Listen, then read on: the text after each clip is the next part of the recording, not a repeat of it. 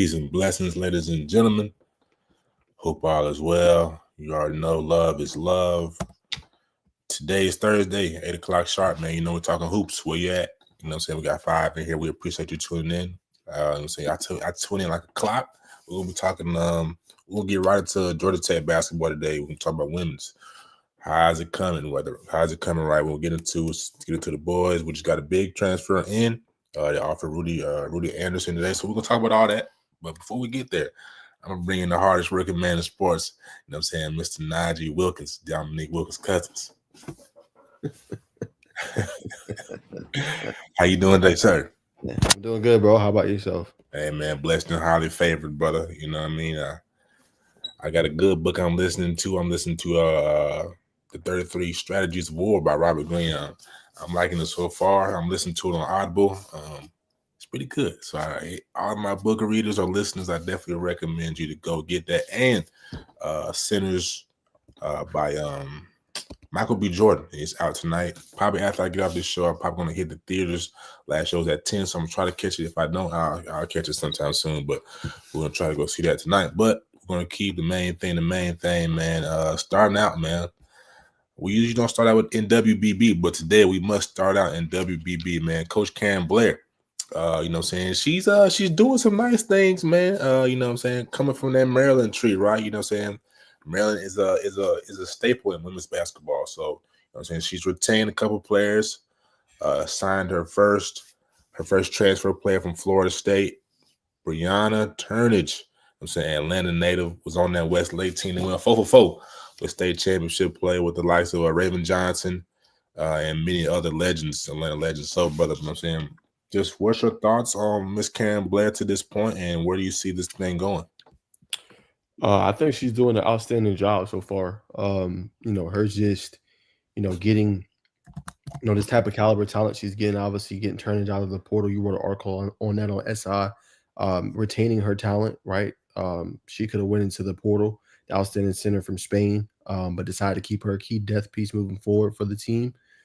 So I think that's only going to help them, moving forward. It's going to be interesting to see what else she does because, still got to fill out the roster. But the fact that she's already hired 2 people on the staff, she's able to retain a player, and then she's also able to get somebody out of the portal, I think is huge. And here it is here. I wrote about it this past week. But Adriana Termis ended up staying. So good move for her. 6'6", tall, command the paint. I think that's crucial, for them to be able to retain her. And like I said, a good piece. And she doubled her minutes this year. She was able to average more points, rebounds, steals, assists. So she improved in every category. So I think it's good, a good start to say the least. Definitely, brother. And I also, I also want to for those who don't know, you know what I'm saying, Kara Dunn signed with the Trojans. We all know not Tony Morgan. Danny Carnegie is with the Dogs. I don't think, if we know, has Tony Morgan that she has signed anywhere. I think she has. But she's at Kentucky. That's right. She's at Kentucky. That's a big move for her. But speaking of Georgia, man, there's some girls I think as Tech fans we need to take a look at, right? I think the Twins at UGA, you know what I'm saying? UGA is different than our backyard. We might as well dip into their backyard. Like I said, I don't have any intel on these. I just think with the roster kind of being pretty much depleted, losing a lot of freshmen. Of course, we did receive Termis is coming back, but the roster is pretty much bare bones. So we'll take a look at the Davis twins, man. I think there are some girls, some two young ladies to take a look at. Gatorade Player of the Year, to their respect, out of Detroit, Michigan, man. I think these girls can hoop. Freshmen, like I said, didn't see a lot of time at UGA for whatever reason. UGA is bringing in a pretty loaded class, but we'll kind of tap into what they said to the going out statement. First and foremost, we want to thank God. Shout out to them for saying that, for lighting our paths and being our divine guidance in all that we do. We also like to extend a big thanks to UGA coaching staff. You know what I'm saying, forever grateful of the memories and experience we had. After careful reflection and consideration, we decided to enter the transfer portal. Our true priority is to land with a great fit, knowing that this is a foundation for winning culture. And I think Georgia Tech is is definitely set for a winning culture. Like I said, coach coming from Maryland, she definitely knows how to win. She definitely knows how to recruit, and these being probably definitely two blue chip guards, 5'10", can do it all. You know what I mean? I think these are two electric players. I'm trying to see if I can find some highlights, but they didn't really average too much. I think they only average like maybe 1 or 2 points per game. But you know what I'm saying? When you talk about two young ladies that can definitely score the ball, as you see there, coming off a screen and can pass and beat floor generals, I just think, you know what I'm saying, with their dynamic combination already being twin sisters, it's a good look. You know what I'm saying? Keep them at home. Recruit the state well. We talked about that on the Georgia Tech football podcast. Just continue to win that state battle. Yeah, I agree, man. Like you said, if they're gonna poach and get your best players, you might as well do the same. You know what I'm saying? So, with a 5'10" height and probably pretty big wingspan, you got some good physical guards that can get out and run the offense for you. You also have Chit Chat Wright, who didn't hit the portal. I think that says That's a right. lot too that she's still there. So you pair them two along with her, you might got yourself a dynamic backcourt to go along with Terminus in the front court, and then you add obviously Burnish as well. So definitely would be a good telltale sign to see if they're able to do that. But I think they're going to remain active and continue to look around and see what they can find for sure. 100%. Before we go on to another player, who I think is a definitely somebody to take a look at. Just what was your opinion on Brianna Turner just film, man? From your first glance. I think she's a really good guard. Good finishing around the rim. She could defend. I like that about her game too. I think that's very underrated of hers. And that's like her ability to finish. She can get into that paint and probe and finish through contact. And I think that's another asset for the Jackets moving forward. 100%. I agree with you, man. I think, you know what I'm saying, we oftentimes we get too caught up in looking at the points per game. But I think in one game she had a career high of 4 blocks in one game. So that's things we need to take a look at. I think, you know what I'm saying, I think she has the potential to probably up her statistically, her stats by points per game when she was in high school. You know what I'm saying? She made second team all state. And she had a burner. So I think, you know what I'm saying, coming close to home, getting comfortable, eating a couple lemon pepper wings, man, we could possibly see her average probably, you know what I'm saying, 8 to 10. Maybe. We'll see. But definitely on the defensive side, she's more than capable. 100%. And we're gonna take a look at Janessa Cotton, power forward from Duke, another player, you know what I'm saying, that didn't get to see a lot of minutes, you know what I'm saying, during her first year in college, but she is quality, man, coming from Duke. Play her high school ball at Mater Dei. This footage is brought to us by Rare Footage. It says Duke commit Janessa Cotton of Mater Dei was very impressive against nationally ranked Morris Catholic Spalding Hoop Hall Classic, very big showcase during the national season. Cotton finished with 14 points, 14 rebounds, 4 assists, and 3 steals. So somebody who can kind of do it all. You know what I'm saying? She's got footwork. She knows how to contort her body to hold defenders off. And she can shoot the ball well. So I'm not, you know what I'm saying, too particularly sure of what, you know what I'm saying, Coach Blair, what her style is. I know, you know what I'm saying, Maryland's kind of a running gun. They like to feed the post. But what I'm saying, if they're gonna feed the post, I think, you know what I'm saying, Miss Cotton is definitely gonna be one to look at. So just what are your thoughts on that, my friend? Yeah, you're looking at her game, like she can stretch the defense, really nice jump shot, finish around the rim, put the ball on the floor. You're seeing that with bigger, forwards now with the girls basketball. It just shows the evolution of the game. Because remember, primarily they were just around the paint, but she got good size, good width, and she can stretch the floor with the defense. I think it makes her tough to stop, especially with her low post game. It's gonna make her a can't miss prospect, can't miss target. So definitely another good point out about you. Definitely could be used by Georgia Tech. I don't think they've had that in their tenure. They were real guard oriented this past year for the girls 100%. basketball team. But you get a girl like that, you're getting a really good, strong forward / wing player. Well, so let me ask you this: What do you think? What do you think this team really needs? Like I said, the rosters are bare bones, so you can really say anything. But what do you think this team really needs? Good question. I mean, I think you hit the nail on the head. I think getting a strong wing, I think, is important. I think you got a good guard in Chastity Wright that can run the offense. you should be fine. Probably in your forwards, you also have Michaela Taylor coming in. Probably a couple strong wing players. One that can score at will, and then you might need another one that can defend. If you can get both in one player, that's great. But if you can't, get somebody that can score and get somebody that can defend. I think that's what this Yellow Jackets team need. Even though Chat can do it, they need other pieces that can help and kind of formulate the team. But definitely a strong wing, and somebody that can defend at a high level too. Okay, man. Wise words from the decent. Wise words from a decent man. I agree, man. It's gonna be interesting to see where Coach Blair decides to take this thing. We all know she's an elite recruiter. What I'm saying, as the weeks come and as things, actually, not, the transfer portal ends next Thursday, right? Yes, should be closing. Yes. Right. So what I'm saying, next Thursday we may or I may pop in and do like a little spontaneous show during the week, depending on the schedule. But so we'll definitely keep y'all up to date and saying definitely feed y'all our thoughts on our TikToks, man. That's where you want to get us. You want to see us day to day. You can definitely tap into Naj and Bacon on TikTok and Bacon Network straight out just like that on TikTok. You know, say you can get your daily vitamins of Bacon and Naj on that side for sure. But we'll definitely keep you updated regardless. All right. All right, and another one. So we're getting off tech, you know what I'm saying? If y'all have any more questions, you know what I'm saying, about potential targets you want to see, definitely get at us in the comments. But we're going to transition to some South Carolina news, man. Some big news occurred earlier this week. Malaysia Fulwiley, the sixth man of the year, or the sixth man of the year for the SEC. You know what I'm saying? Columbia native.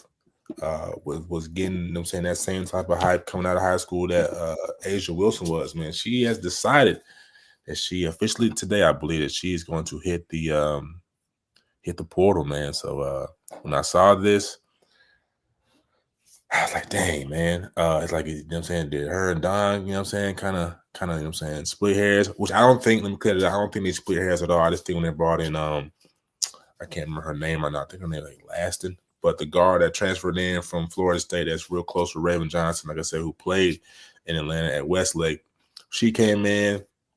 They're gonna slide her to that point guard role. I just think Malaysia was like, I'm tired of. I don't want to come off my bench for the entirety of my collegiate career. So I was just like, I love you, coach. I love the team. I love what we're doing here. I appreciate you for believing in me.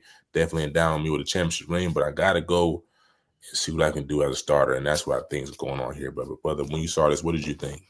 I think she hit the portal before they actually got that guard, if I'm not mistaken, because I've Okay. seen this news earlier. I think it might have been Talia Goodman of Warren 3, but this was definitely broke before, or rumors about her hitting the portal for sure.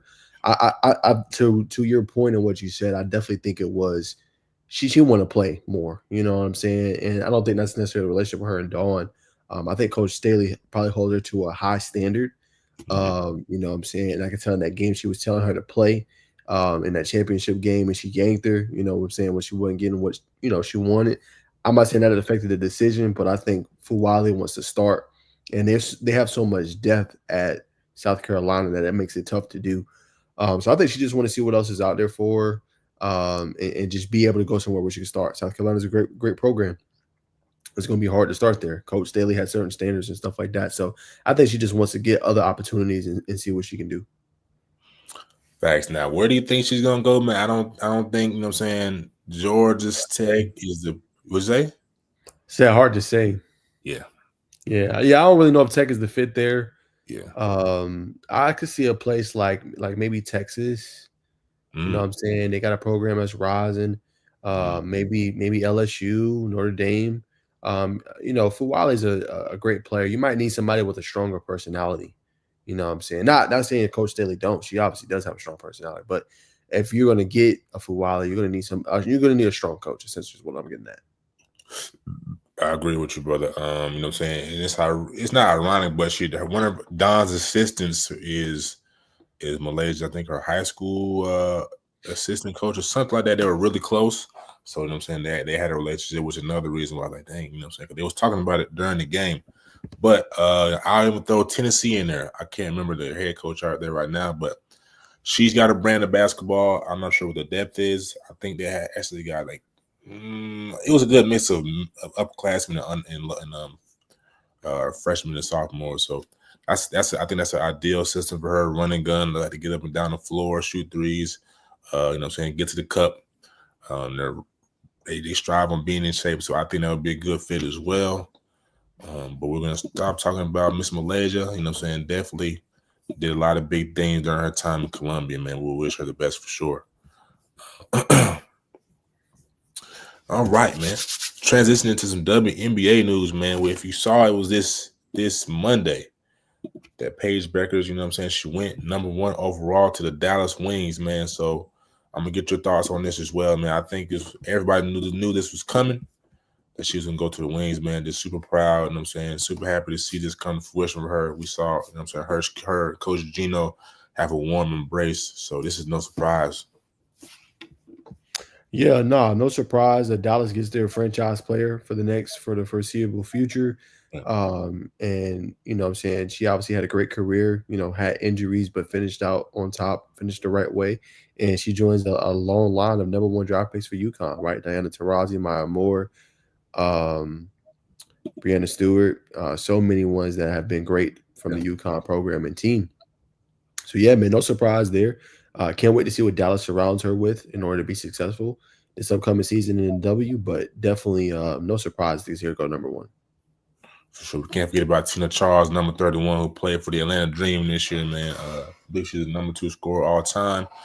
But so, with the knowledge you have about the Dallas Wings roster, will Dallas, will they have a chance to compete for a W championship this upcoming Nah, man, not this year. They got some stuff they got to work on. Paige is good, but she's not to the level to deliver a championship rookie season. You know what I'm saying? They got some holes in the roster in the front court. They got to figure through. Even Caitlin Clark, you look at her, how good she was and generational talent. They sneaked into the playoffs. So not quite yet, but they get another couple pieces in there. They can make some noise. For sure. They added Dejanay Carrington. I already got Rico Agumawale from a Notre Dame legend. So, we'll see how they look. We'll see how they shape up. I think they're going to, they could possibly be, they'll probably be lower half. They got a talented team, though. I think the Wings made the playoffs last year, if I'm not mistaken. But we'll see, man. But, at the W, they kind of it's not turning into, but, we all see how the NBA, when it, like, especially LeBron, Jason Tatum, or if you want to say, what's his name out there in Indiana, but Milwaukee, Kyle Kuzma, Russell Westbrook. Okay, we got a comment. My boy Quadri, don't sleep on my boy Q. Excuse me, I don't mean to say your full name like that, brother, but you got your name on here, so I'm gonna say it. Don't sleep on Vonleh. They don't need a big though. They do need a big.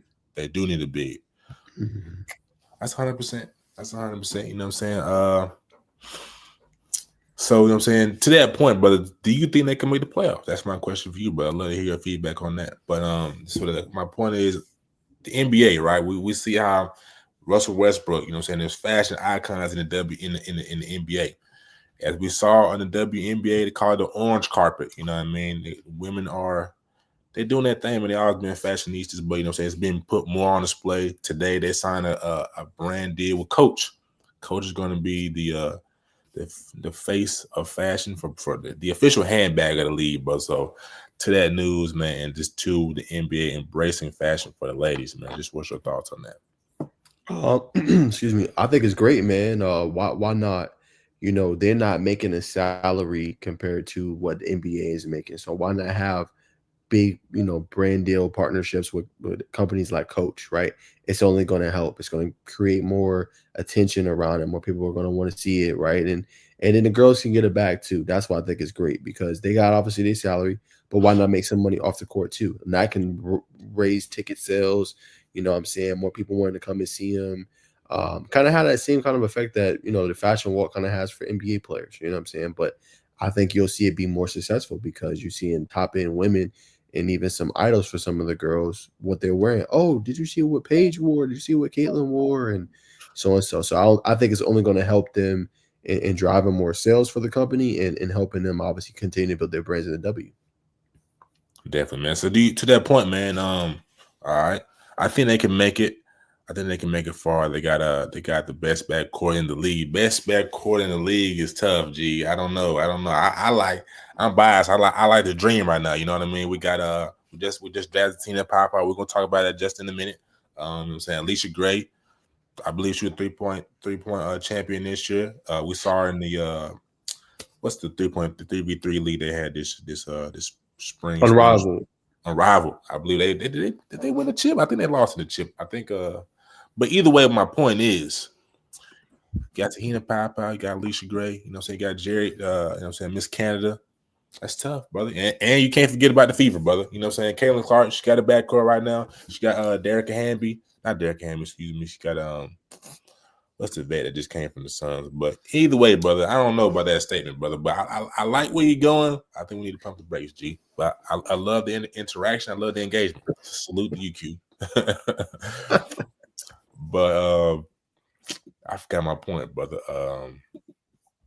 What were we talking about? We were talking about just the fashion, them burning with coach, and I was just giving my thoughts how I think it'd be good for him. 100%. So, like I said, my point is, do you think that this year that we will see, or how long do you think it'll take before this, them to get a bigger bump in pay? You know what I'm saying? And do you think the ratings will continue to go up? And I think it will. I think it will. I think they got to continue to, push the game forward. They got to become profitable first. But to do that, you need more. You need more people coming to the games, having it in big venues. And as you increase your income, you got to increase the payments to the players too. You know what I'm saying? But yeah, like these type of big partnerships, the more partnerships I think they get, the better it is. Like they can get one with SoFi, right? They're big. They sponsor the NBA play-in. If they can get, a partnership with another fashion company, you know what I'm saying? Just things that women and girls are into that is relatable, you know what I'm saying? I think would be beneficial for them moving forward and continue with just like, NBA has no borders or NBA has borders, whatever that program is the NBA did where they're all over. You gotta, and WNBA is doing that, right? They got a game in Canada this year. Can just continue to expand the game globally, you know what I'm saying, too, and having like big time showcases where fans can go see them. Definitely. As well, bigger news, man. Not bigger news, but another draft input. Haley Van Lith will be rejoining Andrew Reese in Chicago with Chicago Sky. I think, you know what I'm saying? I think when teams do that and they kind of rematch teammates up, I think they're, you know what I'm saying, trying to push chemistry there, man. So, you know what I'm saying, what were your thoughts, you know what I'm saying, when you saw this? Say it one more time.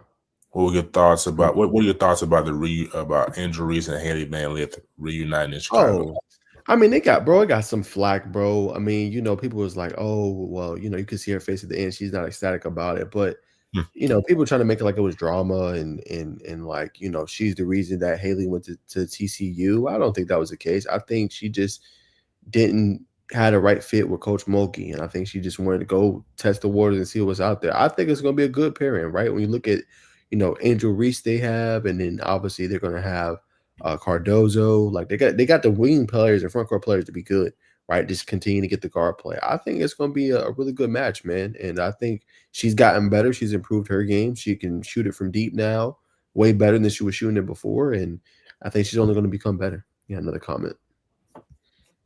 All right. Love the Dream Editions. I gotta go to a game, but Pow didn't have a good senior year. She got to show me something this year. I feel you, brother. But career-wise, she shot 40%. She had a down year this year. I believe she shot like maybe 37, 38. You know what I mean? That's still above, you know what I'm saying, that threshold 33%. But definitely got to hit a dream game. We're definitely gonna try to cover them. I need to submit my media request form. But yeah, definitely shout out to the dream. I think it's gonna be a big year. You know what I'm saying? Definitely having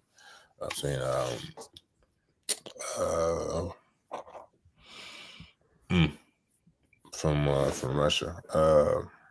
Thomas from Indiana, not Indiana, but Phoenix, and the legend for sure. They're gonna be tough. They're definitely gonna be tough this year. But yeah, as I look at, let's pull up the Chicago roster real quick. Share screen.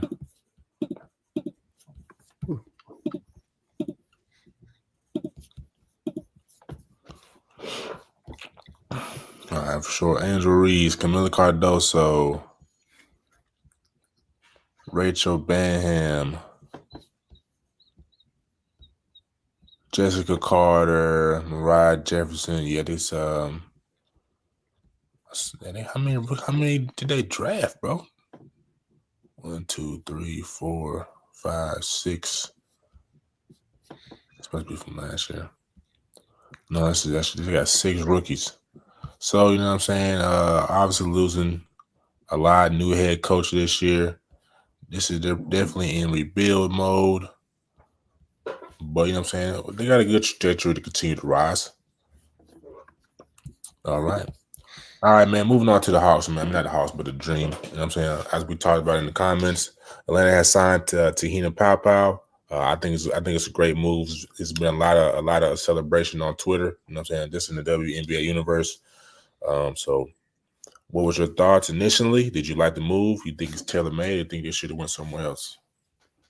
No, I mean they're going to have a really good backcourt this year. But you get a player that can possibly come off the bench and give you buckets. You know what I'm saying? Player that can come off the bench and shoot the three at a high efficiency rate. No, she didn't have the year that she's accustomed to having. But remember those runs with South Carolina? She was the reason why they won that championship. You know what I'm saying, a couple years ago. So I mean, she's a great player. I think this was a hit, obviously, for Atlanta Dream, and they're going to be a player that she can constantly depend on moving forward. And that's correct. And in the second, and she won the second round. Taylor Theory was picked by the Dream in the third round with a 36 pick. I like her. I feel like she's a slept on person. We got a comment here by Tara Bodie. No updates on the high school football transfer portal. You know what I'm saying, brother, we can definitely get into it a little bit, but you know what I'm saying, Thursdays are strictly football. Thursdays are strictly basketball. You know what I'm saying, but you can definitely tap in with us Monday at 6:30. But we appreciate you tuning in, so we will answer your question, brother. There are a lot of updates. I'm saying in the portal. I haven't seen any latest ones. Obviously, some of the biggest ones, Mike Johnson from Dutchtown to Douglas County, right? Can our offense be explosive? Darnell Kelly to Langston, that's a big one. Alexa, stop. Sorry, go ahead, brother. She was about to go off. All good. But yeah, that's the biggest ones for me. Kennedy Green, transferring from Pebblebrook to Douglas County. Douglas County's got a lot of big ones in. So between Douglas, you know what I'm saying, they got a lot of heavy hitters. But now, do you have anything to add for our patron? Yeah, hold on. Trajan Bodie, don't go nowhere, bro. Hold on. I got some news for you. Recent one here via QB Marcus. Hold on. But definitely come back on Monday though, too. But definitely come back on Monday. But we got a quick one before we get back into hoops. Want you to see this real quick. Hold on 1 second. All right, so this is the latest news. This is Ty Samuel from MLK. He transferred over to Mill Creek.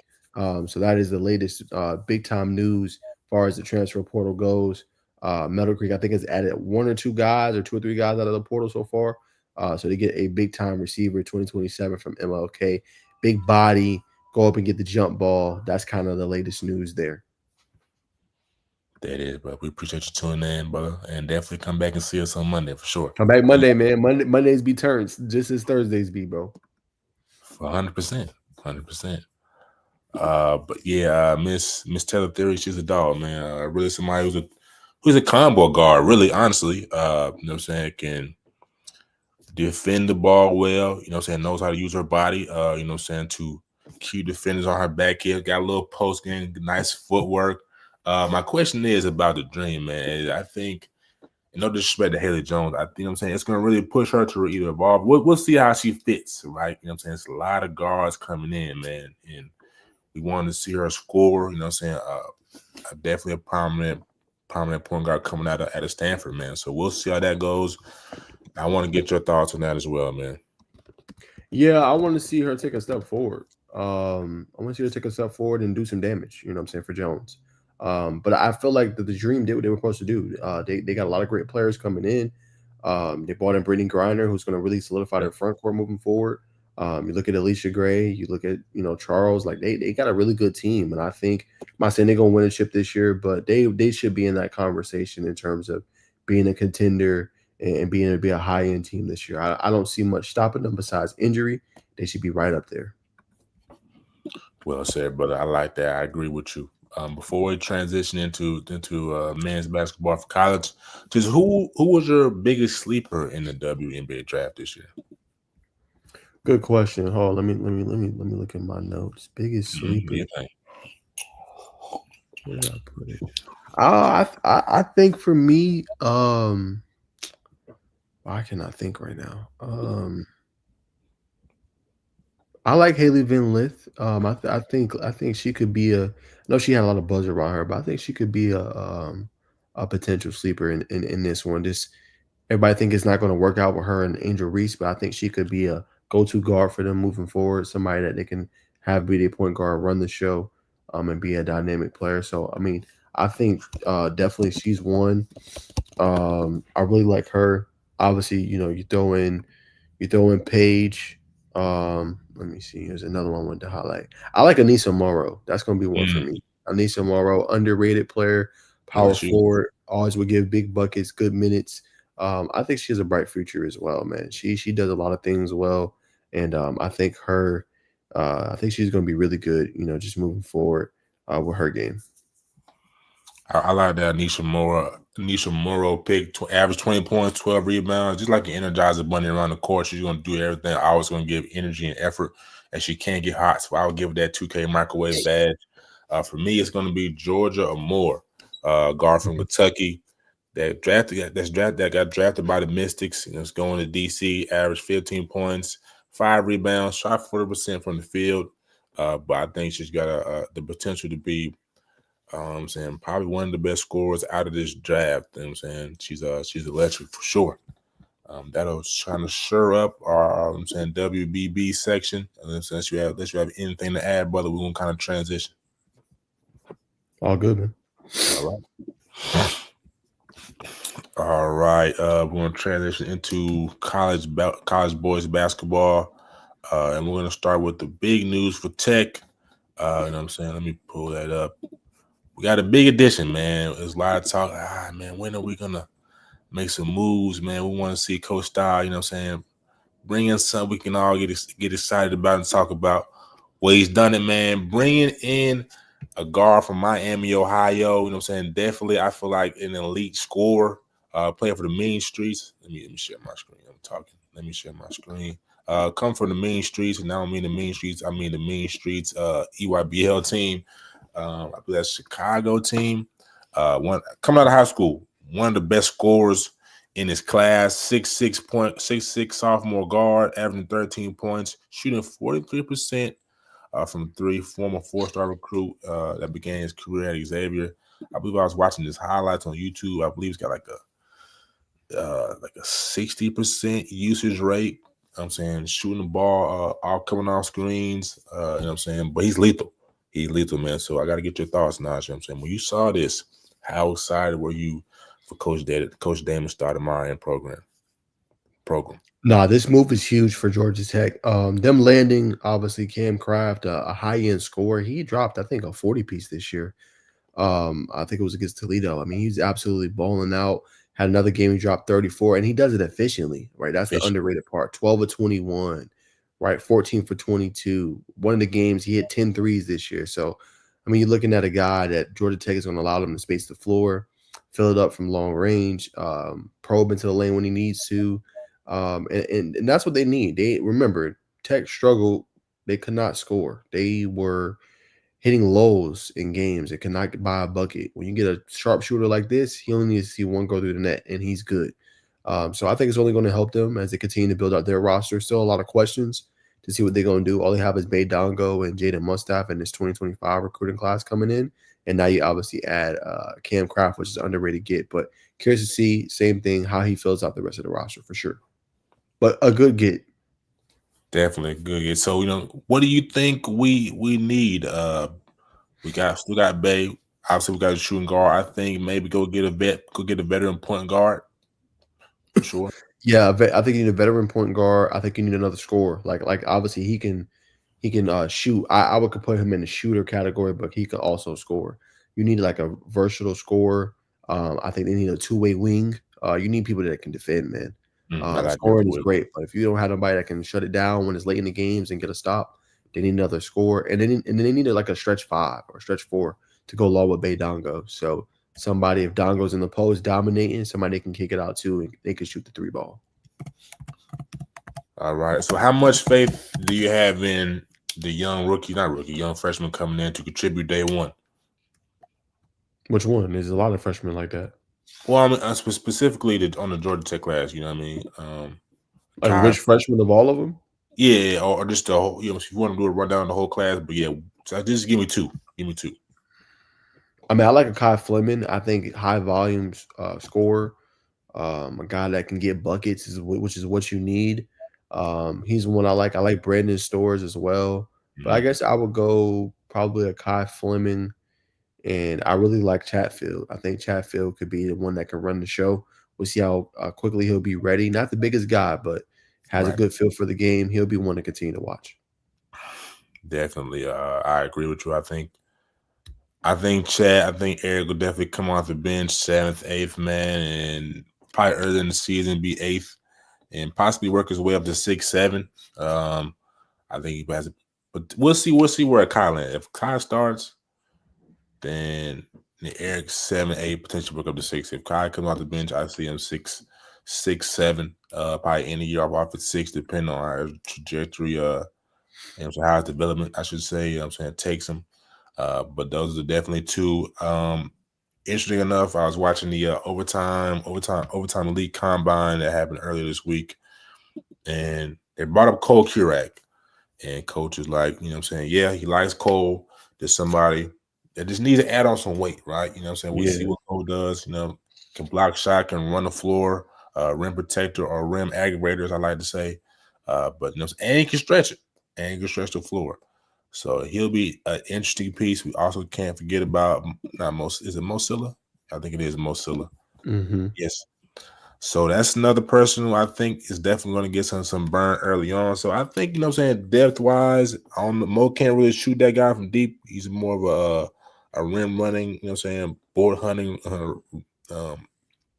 rim running, board hunting, shot block, whatever you want to say. But for sure, I think Brandon Stores. I think it's gonna be interesting to see how it unfolds, man. I really like Brandon Stores. Already has that weight on him at 210, 6'5". So it's gonna be interesting to see what we add. Point guard, I definitely agree to you there. You know what I'm saying? If we can get a stretch 4 or 5, that'd be nice too. 100%. Yes, sir. All right. Mm-hmm. All right. Big news for you, man. I'm not sure if you're a Miami Hurricane hoops lover, but Dante Allen, who was originally committed to Villanova, has just flipped and committed to sign with the Miami Hurricanes. Yeah, no, that was a huge get, man. They had Jalil, but they go in the portal. He ended up signing with Alabama. They had another guy hit the portal as well. So, this team is under a bit of a rebuild, and we always felt really high about Dante Allen. I've always felt he was underrated. So I think a really good fit as they continue to rebuild their roster, and just the players that they want to get, on the team. I think you get a really underrated gem in a Dante Allen. It'd be interesting to see how early he plays, but definitely a spot where he can go and compete and potentially get, a starting spot. For sure. Definitely when you think of somebody who's very skilled at the wing position, can kind of do it all. You know what I'm saying? Doesn't really let his size, his 6'3" limit his big playability. Somebody's already kind of got that frame, already got that size. Just not even a volume score. Kind of like Cam Kraft in a sense. You know what I'm saying? Doesn't really need the ball to be effective. Can't cook off the dribble, but it's fine with just running action, catch and shoot on one dribble pull ups. You know what I'm saying? Very efficient, simplistic type of score. So definitely big shout out to, Miami, who's also a native of Florida, Miami, Florida. I think it's a big get, stay close to home, you know what I'm saying? Enjoy the Florida vibes. Facts. All right. And some more news, Georgia native Peyton Marshall. You know what I'm saying? It's a lot of folk in that portal, but I think, you know what I'm saying, college basketball is more equipped than more equipped than college football. Already seeing this type of temperature with Coach Calipari in that one and done situation. But nonetheless, he has decided to hit the transfer portal. Were you surprised when you saw this? He was getting some minutes toward the back end, not seeing crazy minutes, but he was seeing some imprints on that program. So what are your thoughts on this? Nah, not too surprised. I mean, like you said, he got a little bit of minutes, a little bit of burn at the end, but they were so loaded at Missouri, bro, in terms of just their roster and all the senior talent and veteran talent they had. He was behind so many guys. I'm not surprised to see this. 7 foot. Obviously, we know what he did in high school, how good he was. Just gotta get the right fit. That's it. Gotta get the right fit, and I think he'll show you how good he is. But also, I mean, obviously a special player. But yeah, I think he'll probably stay in the SEC or ACC, but just a shot blocking big, somebody that can finish around the rim. That's what he gives you, a rim protector and a bruiser on the interior. So it'll be interesting to see who gives him a chance. But I wouldn't be surprised, like, maybe Arkansas could be interested. You know what I'm saying? You could see some other teams that could use his height and width to an advantage. So it's going to be interesting to see. I think one of the Florida players just hit the NBA draft. Chiwelu, I think his name was Chinyawelu. Might be saying his name wrong, but Florida could be an option for him as well. So it'll be interesting to see what happens, but no surprise. I think come home. I think UGA called him. Come on home, P. Come to Athens. I don't know. I can't speak for Ted, but I think Athens is probably in play. Don't know anything for sure. But yeah, I'm saying, why not come play with Jeremiah Wilkerson and the rest of the squad? Good point. In other news, another homer, you know what I'm saying, who played at where did Brandon play at? Man. You remember where Brandon Reshinger played at? Say it again. Let me show the grab. I'm not sure how to say his I don't want to Oh, pronounce Rex it. Steiner. Rex Steiner, yes. Yeah, Rex Yeah, Steiner. Scott Steiner's son. Yeah, for sure. Yeah, he's at Virginia Tech. He's at Virginia Tech. I was trying to think of the high school team he played for, but just another lead scorer from Georgia, going to VT. I guess not a surprise. Didn't see a lot of minutes, but definitely want to shout him out. Scored 19 points on Cal in the ACC tournament, 18 versus Louisville. Heck of a get for a new head coach Ali. Yeah, for sure. I mean, getting somebody that's hungry for opportunity. Didn't really see a lot of burn at Virginia Tech, but at least now he'll be kind of the forefront of that offense moving forward, so he can really show his scoring prowess and what he can do with the basketball in his hand. So not a bad move for him. All right. Then I guess the biggest, well, Xavier Lee, he's going to Florida. That's big news. That's huge. Princeton guard. Say it again. I said that was huge. That's the Princeton guard. Yeah. He can light that thing up. He's got a lot. Yeah, I mean, yeah, you get somebody like you just said, they can light it up, and you get somebody that's going to help replace Walt Clayton Jr. So, I mean, that's huge. I don't know if he'll be the same kind of caliber player that Walt Clayton Jr. was, but you get somebody that you could throw in there and that can run an offense that has experience. So you can't really beat that. Really good get for Florida. Underrated, top 25 on Suns list. I think he's going to come in. Will he fill that void like Clayton? Maybe not in that fashion, but he's more of a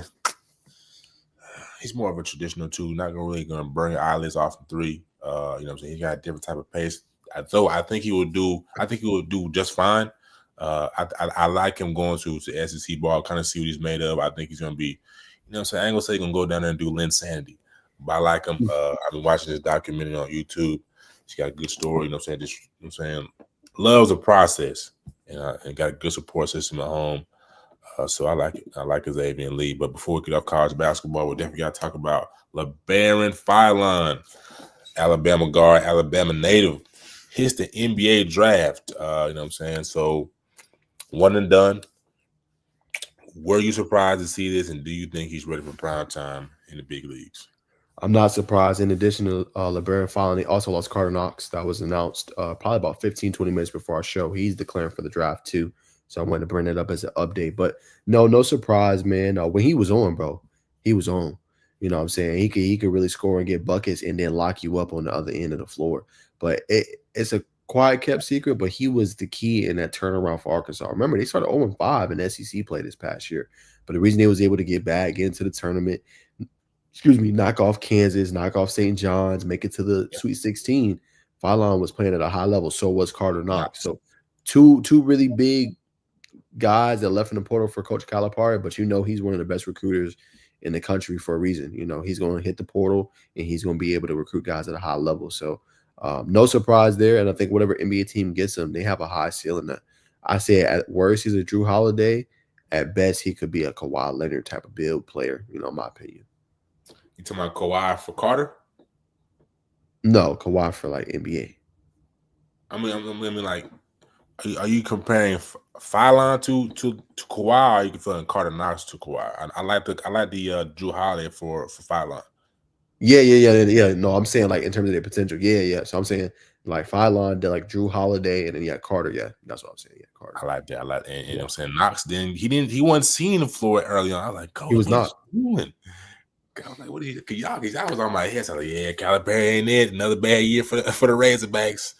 And when you start playing them, you start getting comfortable. You know what I'm saying? It's like, yes, for sure. It's the same with you can make the same argument for Isaiah Evans, bro. He didn't see a lot of court, but he's coming back another year. He could have been like, you know what, I'm gonna go because he's got enough burn to Yeah, at least go first round potentially. But I believe he's coming back, to Duke. So I mean that's huge for them. Coach Shire got to play him though. It's not. I don't even think it's a lack of talent. It's just you got to find minutes for him to play. I know he's not the biggest guy. I know he could probably get in the weight room and lift and all that good stuff this year and get a bigger frame, but that's a guy you got to get on the floor. definitely. I think it was a maturity thing. I think if he goes anywhere else, we see how Evans hit the floor for sure. Like if you go to Arkansas, I think he's hitting the floor. If you go to Florida, if you go to Georgia, heck, if you go to anywhere in the Big Ten, I think he's hitting the floor. But you know what I'm saying, Duke, you know what I'm saying, playing for Coach K. Coach Shire's he's gonna make you, you know what I'm saying, it's gonna mold you into that Duke mold. And Duke is a prominent school that's gonna get you ready for the NBA. So you know what I'm saying, I think he went there. Go ahead. Real quick, hey, appreciate y'all tapping in on TikTok, man. I got me up to 139 views on the live, man. Much love to y'all. New followers, well, shout out to football fan. Look like you are a Georgia fan. So, hey, man, we much appreciate it. Make sure y'all like it up in the comments, man. And, man, if y'all want to throw any diamonds or any gifts, man, we much appreciate it. We finna hit NBA news soon. So, y'all comment any questions y'all have. But go ahead, my brother. Sorry about that. Had to show Nah, love nah, to the fans. you good. 139 on TikTok. That's love, man. Definitely send my boy some roses. You know what I'm Yeah, saying? man. Some Send that rose, some sweet. diamonds, man. Please. Please. For me. Oh, For me. Please. real talk. But nah, yeah, facts. Yeah, like I was saying, yeah, Knox, you know what I'm saying, came in and well, you had to play him, honestly, when Flan went down, you know what I'm saying, Yeah. you had to. Yeah, it's like, you're gonna sit him and not get the most out of your team. But that's why I love Coach Cal, man. You know what I'm saying? He knows when that tweak, flip that switch. But yeah, shout out to those two gentlemen. You know what I'm saying? I think they're gonna go on to the league and do great things. Great comps by you. Great comps by you. Thank you, my brother. Yes, sir. Yes, sir. I can tell you've been doing, you know what I'm saying? You've been doing your film work, you know what I'm saying? 100%, man. Gotta love ball, man. Be so hard to follow it during the season, man. But yeah, man, I gotta thank you. I mean, I've always been into it, but you helping me, get really, really back into it, especially having a show and being able to follow it more. It's just so much because, like, right, the crazy part, think about this, bro. We got the basketball transfer portal right now and the football transfer portal. It's insane. So like trying to follow both at the same time is wild, but that's why you got to have all your notifications on, man, and all that good stuff. Nah, facts. Yeah, I just recently turned my I don't know why it took me so long. I turned my notifications on for Brandon Clay. So I'm saying, look for us to dive more into, you know what I'm saying, the grassroots, WBB, you know what I'm saying, just the overall product, you know what I'm saying. Look for I mean, so we do a decent job, but you know what I'm saying, we definitely need to tighten down the screws a lot more. You know what I'm saying. But we appreciate I mean, we got on here for Twitter, let's say You're 60, 61. 70. 60, what'd you say? Yeah, you at 61. I'm at 61. I ain't updated yet. But so our US still at 69? I'm at 71. Mine is slow. So that's what 130, close to 140. Mm-hmm. So we appreciate them saying the 135 will meet in the middle. That's tapped in on Twitter, and the other 100 us on Naj TikTok. We appreciate y'all tuning in. Y'all can be anywhere on this Thursday evening, but we appreciate y'all tapping in with us 100%.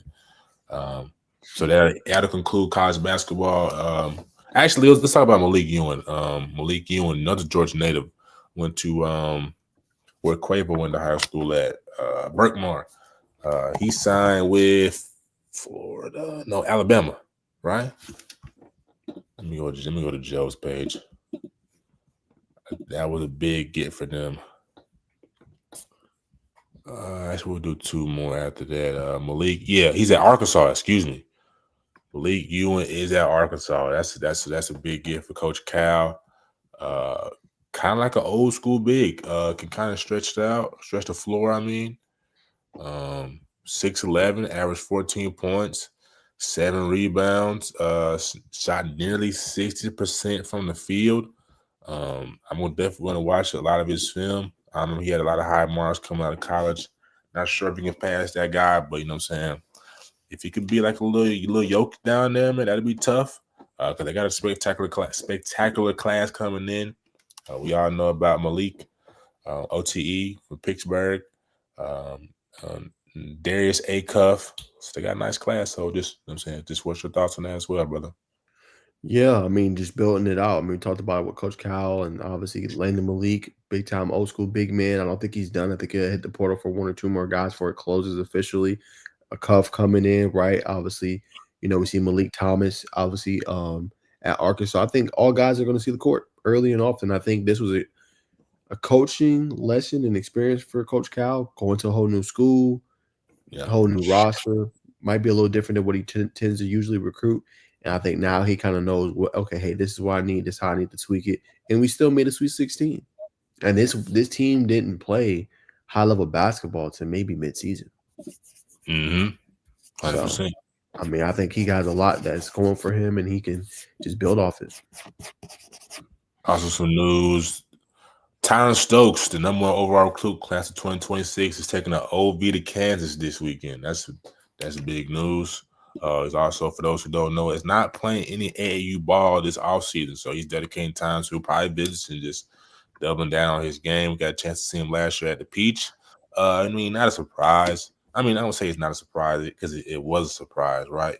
But to somebody who already has a notoriety, as we saw in the NFL draft. You know what I'm saying? You know what I'm saying? If you got it, you ain't always got to advertise it all the time. He's the number one player in the class for the reason. He wants to double down and work on some things in the offseason. That's what you do in the NBA and in college. You know what I'm saying? You get to yourself, you know what I'm saying, behind closed doors, you sharpen that knife. Tyron Stokes has the ability to be something special, something like maybe a Jason Tatum. I think that's a pretty good comp. Maybe a LaMelo Ball as well, who we'll talk about further on in the show. But since we're talking about Arkansas, we're gonna hit at this, and we'll continue to go.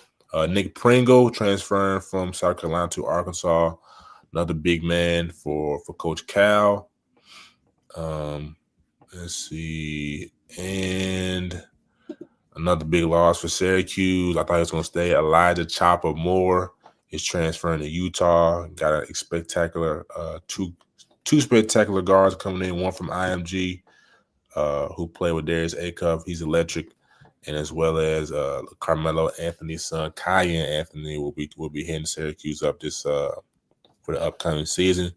And the last one, as we transition out of college basketball, I'll share my screen for this because I thought it was very interesting.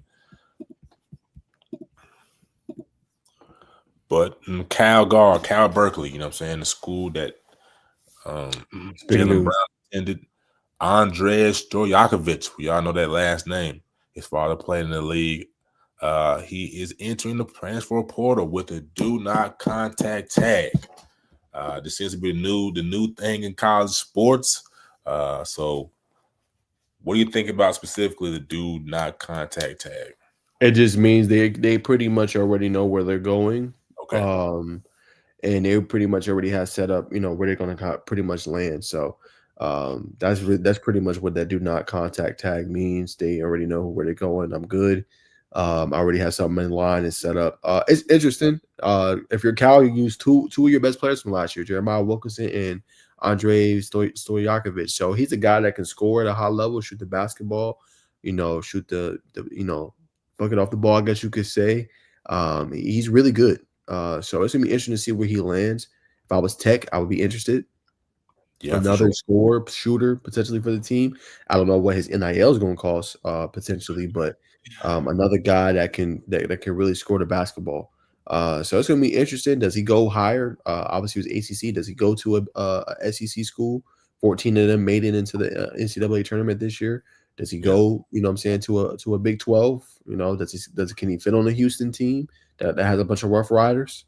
You know, they're getting Joseph Tugler back another year. Like, where will yeah, he go? It's going to be interesting to see. 100%. I think the cat may already be out the bag. Shout out to, let me get on the right one. Shout out to the DB man. What's his name? I'll go back.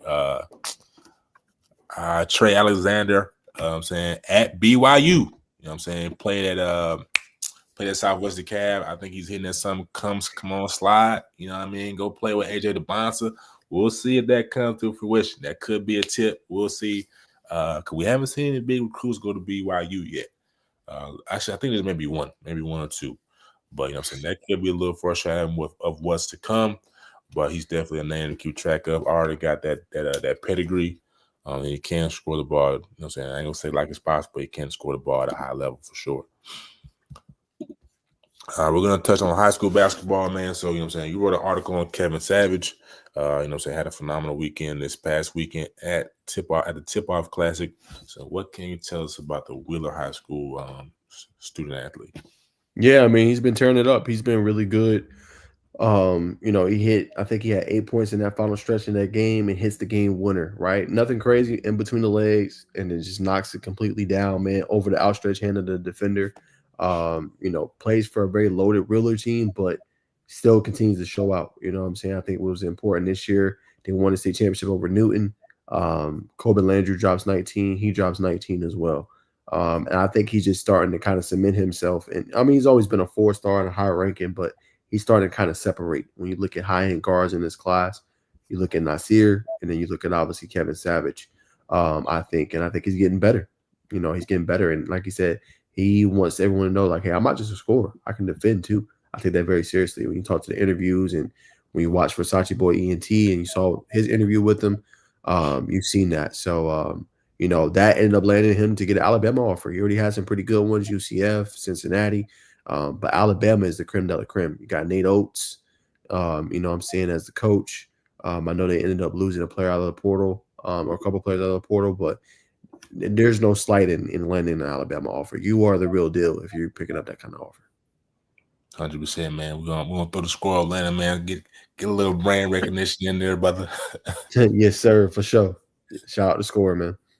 Definitely. But did you get a chance? Did you get an opportunity to talk to Kevin?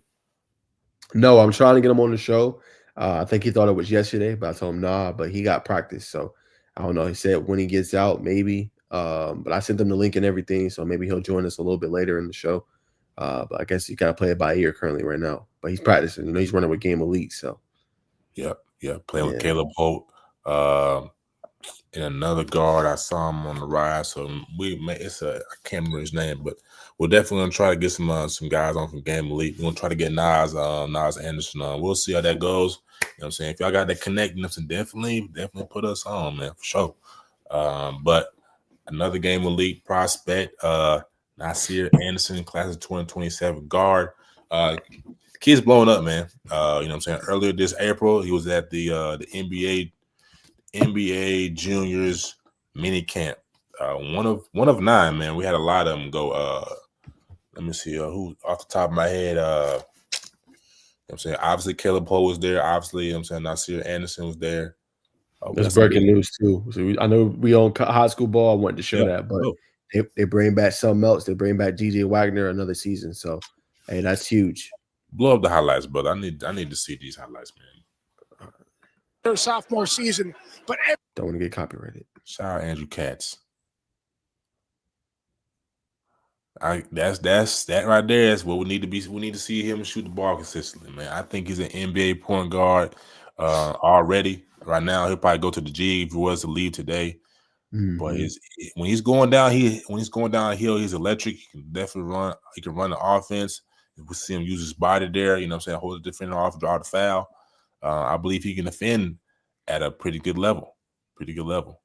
But the question is he going to be able to score? I like him coming back. You know what I'm saying? Already having his, I think his father played for Coach Cal, so that's a plus sign, man. Just when we saw him play at the champion, I think it's the champion It's the traveling showcase that's going around.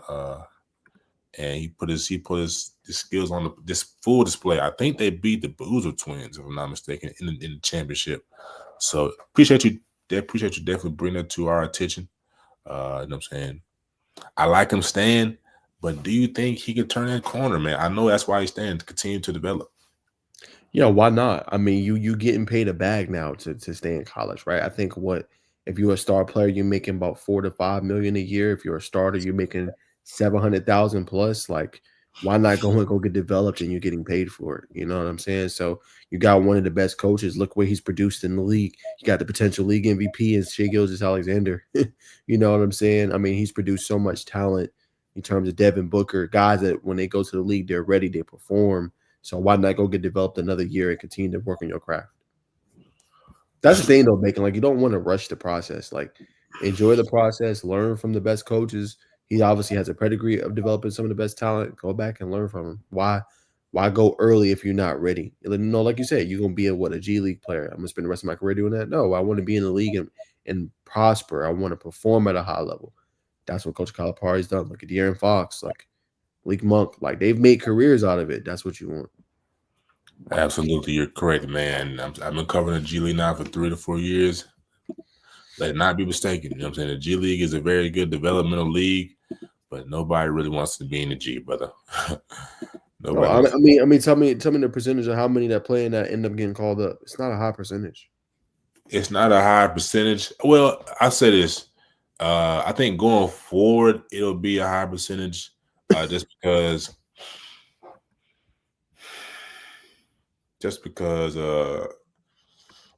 we're seeing a lot. I look at the G League like how the NFL, I mean not the NFL, college is using high school players right now. You know what I'm saying? The league is kind of getting older in age. You really got to be like Isaiah Collier. You know what I'm saying? He in the G League. The guard Jordan Davison, you know what I'm saying, was big time coming out of high school. Played big at Alabama. He played in the G for like 4 or 5 years. Just now getting his contract. So I think the G League will see a higher turnover rate, if that's the right word to use. You know what I'm saying? You know what I'm saying? This where you start power. It's like it's between what college does for high school and what baseball does for the majors. So I hope that answers your question. Yes, sir. All right, but back to high school basketball, man. I was talking to Nasir Anderson. Let me actually talk about those young men who are at the junior national minicamp, who were at the junior national minicamp from Georgia. Caleb Holt, Jarvis Hayes Jr., Miles Hayes, his brother, at Woodward Academy. Lincoln Crosby was the name I was trying to get out of my head. Chase Lumpkin at McEachern, AJ Williams at Dutchtown. So, you know what I mean? Just an elite group of guys, man. There's been a lot of talk about how Georgia's kind of just not getting on, but as Nas alluded to in this interview, that's cap. Yeah, Georgia's been doing it for a while, at least for the last years. Yeah, for sure. They always have a lottery pick, bro. Always have a lottery pick. Will we have one this year? I mean, we could say Ace Bailey. He's originally from Chattanooga, but we're gonna claim him with McEachern, right? So definitely another one there. One coming up. Who's one coming up, bro? Real quick after this Ace Bailey group. Caleb. Oh yeah, Caleb. Another one from Huntsville, but yeah. I'm talking about like a true. Caleb's from Huntsville. Yeah, he's from Huntsville. Caleb Holt's from Huntsville. Yeah. No, Wilson. Oh, Caleb Wilson. I'm sorry. Yeah. Yes, Caleb Wilson. 100%. He's a lottery pick. Yeah, that's next year. That's 2026. 100%. Oh, so if he's a one and done, which I think he has definitely the potential to do so. So yeah, great call by you, brother. You know what I'm saying? Yeah. That's the next one. 100%. All right, we're gonna check out, man. Naj Anderson, man, had a tip-off classic in a frenzy. Probably had the most oral coming out. Look. Dang, brother. Can I play this without any audio? I don't see anything to stop it, so we're gonna take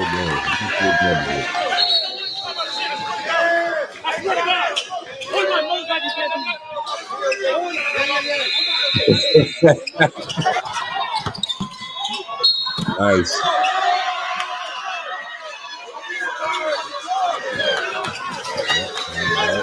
My something over.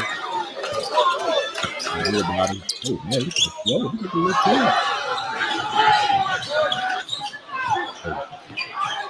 Let's put that boy. A little more separation. Last man. Look at the body control, man.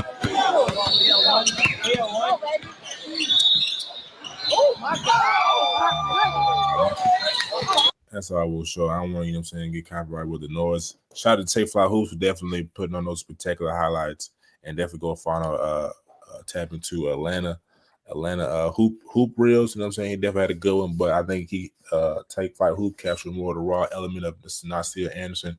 And I played that, you know what I'm saying, because I think he's the next coming of Anthony Edwards, and I didn't play, but just, you know what I'm saying, the bravado, you know what I'm saying, the braggadocio. No, you're right when you say that. So, you know what I'm saying? So you agree? He has that kind of aura, bro. Yes, 100%. You know what I'm saying? And what's crazy is I think he's developing it. When I've watched him a couple of times, I didn't really see that. Like, he just go and play. I mean, he hold his teammates accountable, but that's just him being himself. You want somebody that want it, and obviously Nasir does. It's crazy because you actually produced this article. I have wrote something up on him too. It's crazy, but you ended up beating me to the punch. But shout out to you, I mean, for being on it, because he's a top guy, bro. You got to write about, some of the best we have here in the state. I've been trying to get him on too, man. It's been difficult, you know what I'm saying? But, just trying to get connected in the space. But, yeah, the kid is a dude. He's different, bro. I mean, he coming through the Norcross program. Coach Jesse McMillan's done a phenomenal job. NBA talent he's been able to produce at that program. He's getting trained by Josh Smith. I don't know if you alluded to that in your article, but he's running with him. And getting trained by an Atlanta great. So the kid gonna be ready, man. I think probably one of the best decisions of his life or career was just, I think he's from originally Savannah Country Day or in the Savannah area, coming over here to that metro part. It's gonna do a lot for him, and I think he made probably one of the best decisions. Definitely, he's electric. In the interview he did with the Versace boy ENT, he's like, yeah, I thought he was gonna say Anthony Edwards, but he said he watches and studies Shea Gilgeous-Alexander, right? And Jared Brunson. I think Jared Brunson. Is it Jared? Jalen Brunson, excuse me. Jalen Brunson. I think I might say Jared in this end. No, I didn't. I think I said it right. But anyway, Jalen Brunson, I think that's two. I could definitely see the Jalen Brunson and Shea just with, you know what I'm saying, the control stuff. I want to see more. I need to go watch him play in person. I didn't see a lot of Shea other than the passes. Like, I think in that same clip from Take Flight Hoops, he threw he was probably maybe 35, 37 foot, you know what I'm saying, behind the 3-point line, or just from the baseline, so behind the 3-point line, put him at 37 foot. And one arm passed it to the corner on the money. Didn't really telegraph it a lot, so the kid is special. I think that's something that Shea Gilgeous-Alexander, the ability he's been studying. But yeah, just a freak athlete, man, can really light it up. It's got the confidence. Definitely 2027 guard, but probably the most marketable player outside of Caleb Holt. So expect to see him take flight real soon. You know what I'm saying? You probably expect to see him on Switch Cultures or everything that's up. You know what I'm saying? If it's up, it's stuck there. And you know what I'm saying? This podcast is up and it's stuck. So we're definitely gonna try to get Nasir Anderson on here, but we can't make any promises. But that's definitely gonna be a big guest we're gonna try to get on here. So yeah, man. Any final thoughts on Nasir, and you know what I'm saying, anything you want to showcase and highlight about the Norcross program with you being an alumni? Nah, man, just a great program, great coaching staff. Coach Charles Pack, he does a good job. I might have to get them on the show too. The Pack brothers, you know what I'm saying, what they be able to do on the forefront. That could be a guest potentially for next week. They do an outstanding job. But yeah, just a great program, man. 100%. And side note, they also, Norcross made it to the Elite 8 round, man. They upset McEachern to get there, and they losing to, I think you said it earlier, end up losing to Wheeler, the state championships in the Elite 8, man. So shout out to Coach McMillan and definitely Rudy Anderson and the Game Elite program. All right. Transferring onto NBA news. Things what everybody's been wanting to see. But before we get to, you know what I'm saying, the NBA playoff bracket, we got some news here. For the Mellow Ball, per NBA Central, the real one, not the fake one. And this video is coming from Jerry. Not sure how to say his last name. Donating. But yeah, this is pretty much LaMelo talked about he wants to stay. I loved it. I mean, the fans is amazing. Living situation has been amazing. Everything's been solid. All that you need to leave and this and that. I mean, when you build something, it's never just gonna pop up and be the best thing. So you gotta stay here, work it out, do what you're gonna do, and see what happens. I think this is commendable by LaMelo, man. A lot of times we'll see, especially somebody who's been in Charlotte, we really don't see a lot of people stay in Charlotte and really grow. Because you know what I'm saying, I always getting dealt with. I want to go play here, I want to go play there, but to see him be loyal to Charlotte and stay there, I think that speaks volume to who he is and what they got building there. And so they're not a slouch team. They got Brandon. I can't remember his last name right now. Came from Alabama last year. Say it again. Brandon Miller, Tennessee player originally, coming in doing his thing. I can't remember who they're in line for, but they could potentially get Coop. Potentially. You know what I'm saying? We never know where the lottery could shake out. It could get Ace Bailey. You know what I'm saying? It could get a big, right? So I think Charlotte continuing to build young will pay dividend. So long-term bullish play for the Charlotte Hornets. But just what were your thoughts when you saw this? Yeah, man, I think 100% agree with you. I think it shows his loyalty. You don't see this a lot from NBA players. They leave, right? And they're dictating a lot. With coaches getting fired and there's a lot more player empowerment. So I commend him for wanting to build and get it out the mud. There's no greater feeling than staying at a team that is not known for winning, struggled for a lot of their history, and then you go and you make it into something great. Like, for example, the Warriors were known for winning back then, obviously before Steph and all of them got there, but they weren't winning like that before him, Clay, and Draymond. Not at It was all. a minute, then you see, oh, whoa, they're winning. Okay, cool. Like, they all stayed, though. You know what I'm saying? They always had to get pieces now. They got KD, everything like that. But just goes to show you a team that wasn't really winning ends up winning. So nothing beats that feeling of being able to turn around a franchise and say you played a part in that. You was the franchise cornerstone piece. That's why Curry will always be in forever Warriors glory or lore, whatever you want to say, because he stayed, and they got out the mud and then they added pieces and won 4 championships. So I commend him for it. A lot of young talent. Miles Bridges is still there. You obviously got Brandon Miller. But yeah, I think when you look at that and then potentially getting a Cooper Flag or, one of these top guys coming up, maybe it's an Ace Bailey potentially, getting one of these top guys early in this draft could do a lot for them. I don't think they need another guard. They need a wing piece again. I know they got Brandon Miller, but getting another wing maybe to pair with him or getting a forward or a center, I think will go a long way. Definitely. We saw Klay Thompson go off last night. I can't remember how much he had because I don't know if he went off. Well, he went off in the first quarter. I was watching, but I wasn't expecting Dallas to beat Sacramento last night. I was like, yeah, man, I think Zach LaVine and DeMar DeRozan gonna seal the deal, but you know what I'm saying, otherwise happened. So, but did you watch the game? Oh, that's the game he struggled. Okay, hold on. I think it was against Toronto. He had one game he didn't shoot well. No, you're right though. He was 8 for 11 the other night. Yeah, one game he shot terrible. But no, go ahead. Oh yeah, he said 8 for 11. The second leading scorer for the Mavericks behind AD with 27. I mean, I expect you heard it here first. I expect Klay to have a good playoff run. You know what I'm saying? Klay really now being the second option on that team. Klay's guy, you're gonna have to force feed the ball. Now I don't mean force feed like just go to him, like how Draymond, which is why it worked. It was so special in Golden State where they had both of them clicking. You have to manufacture Klay Thompson the ball. He's not a guy who's going to put the ball on the floor. He's a guy who's going to run off screens. And when you had Kyrie there, you got AD and Luka. You know what I mean? It was times where he run off screens. He kind of get it, and you know what I'm saying. Luka's going to take his shots. Kyrie's going to take his shots.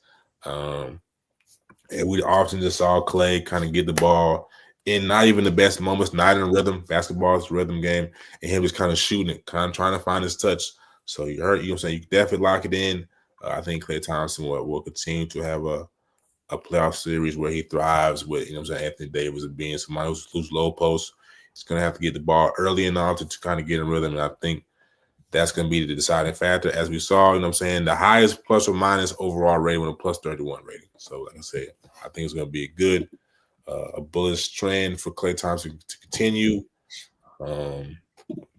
But tonight or tomorrow we have Dallas versus Memphis. That's going to be an interesting one. I think Memphis is going to win.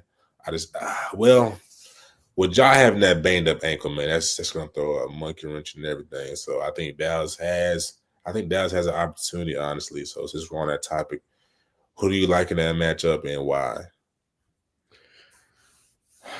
Memphis or Dallas. Memphis got some really good big men. I like the effort out of Zach Edey and Jaren Jackson.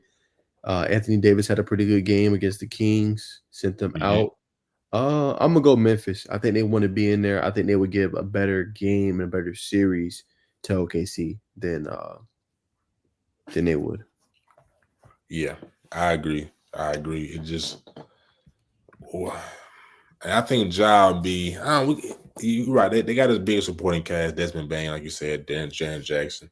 I would like to see can't remember his name right now, but yeah, I think so. I think Memphis will win, but if Klay can get hot, brother, if Klay go for 25, you go for 30, it's gonna be close. I think he's got the potential to do that, depending on Jason Kidd's game plan. But if I was a betting man, I'd definitely put my money on the Grizzlies. In other news, you know what I'm saying, also another Friday matchup, the Atlanta Hawks, and I'm going to share the bracket here in just a second to give you all a visual, but the Hawks play the Heat. Do you think the Hawks, you think they got enough, man? Can they beat the Heat? You need Trey not to crash out. Yeah, you need Trey not to crash. Yeah, you need him not to crash out first and foremost. You need him to lock in. I mean, it was a bad game against Orlando, but he can't be doing stuff like what he did, man. Humbly. But no, they have enough to potentially win that. Risha Shay's have been playing well. Dyson Daniels, they're at home. They in Atlanta. You just gotta make Tyler Hero work. That's the key point. You gotta, make him work, make it difficult for him, knock him off a little bit. If you're able to do that, I mean, you like your chances of winning that game. If you are Atlanta, so I'll go with Atlanta. I think Atlanta can come out on top and win. Yeah, I mean, Tyler Hero is going to be one to look out for, right? He won the 3-point contest this year. Let me see what he's shooting this season from 47% from the field. Last 10 games, he's shooting 43% from beyond the arc, shooting 93% from the free throw line. Had 38 versus Chicago, but I think Andrew Wiggins, I think he could potentially be the thorn in the Hawks side. But we'll see. Obviously, we got some elite defenders. Still got Bam Adebayo. I think Bam Adebayo could have a monstrous game against Atlanta, who really doesn't have a big man. I think Clint has been out for some time now. So I just don't really have too much faith in the Hawks, man. To be honest, I like Miami, man, and it pains me to say that. But you know what I'm saying, from observing the Hawks, you know what I'm saying, we're very light. We're very light. We're gonna have to shoot the ball exceptionally well to have a chance. So we're gonna split hairs here, brother. All right. So moving on. Well, that's pretty good. We'll go round by round. We won't go too much in depth into the hypotheticals. So, all right, we will talk about the NBA G League Championship, and we'll round it out for tonight, man. Like I said, we appreciate all almost 200 of y'all tapping in with us on this Thursday evening. So the Kings G League team, they won the state championship. They won the NBA G League championship, win the G League Commissioner Cup. The Stockton Kings, they came back from down 0-1 in the series to claim their first title in franchise history. Dennis. Mason Jones, 19 double-double, 19 points, 13 assists. That's tough. And Taylor had 22 points, 12 rebounds, and 3 assists. They beat the old Skeller Magic 118 and 110. So that's tough. I don't really have a lot of intel on this, but definitely want to shout out the Kings for getting the job done, man. No, 100%. Shout out to them. I mean, the Kings, if you look at them as a franchise and a team, they always produce really good talent on the G League level. Look at some of their guys and how they draft and how they develop. Always had some talent down there brewing, man. So I think that's just a testament to that. Will it translate to the NBA? I mean, we have to see. But you look at a team that's always competitive in G League playoffs and producing high end talent. I mean, the Kings are doing that. Absolutely. We'll see if it translates. But some G League news for the Hawks, Skyhawks. Jarkel Joyner is probably to be the one that's coming out next. I think he recently just signed a brand deal with Adidas. I got some content coming out on him coming up. We'll probably drop it. We'll try to get it out for y'all tomorrow. So stay tuned for that. I like Kevon Harris. I'm saying local guy out of not too far from where Cedar Grove is. I don't think he went to Cedar Grove, but around that area. He signed a 10-day contract with the Hawks. After 3 or 4 days, they terminated it, which, I mean, it makes sense because the Hawks are already guard heavies. But like at that point, why do you sign him on a 10-day contract? But I like Kevon Harris, you know what I'm saying, who won the G League NBA All-Star Trophy MVP. So I'm saying definitely watch out for those two guys, either coming out of the Hawks fold, or beyond. But I think Jarkel Joyner for sure will be back in the Skies next year.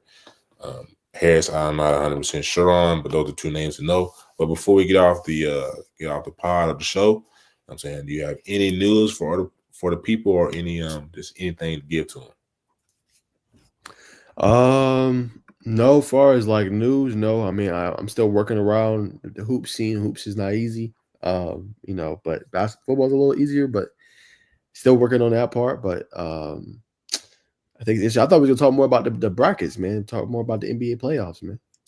I mean, we can. We can, brother. I'll pull it back up. All